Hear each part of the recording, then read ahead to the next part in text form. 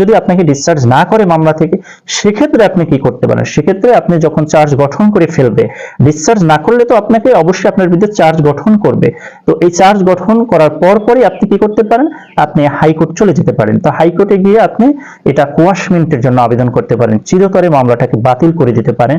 চিরতরে এই মামলাটি বাতিল করতে পারেন, বাতিল করার জন্য আবেদন করতে পারেন 561 ক ধারা অনুসারে।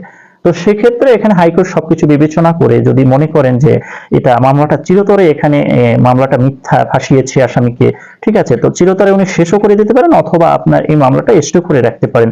মানে সকল বিচার কার্য এখানে স্টে করে, মানে এখানে অবস্থান করতে পারে যে এটা স্টে করে রাখা, সব বন্ধ করে দিতে পারেন, ঠিক আছে। তো এরকম করতে পারেন। আর যদি এটা মামলাটা অথবা আপনি এই জিআর মামলার ক্ষেত্রে আর একটা বিষয় এখানে আপনি করতে পারেন যে, যদি আপনার এখানে জিআর মামলার ক্ষেত্রে অবশ্যই সাক্ষ্য প্রমাণের মাধ্যমে আপনি আদালতের মাধ্যমে সাক্ষ্য প্রমাণের মাধ্যমে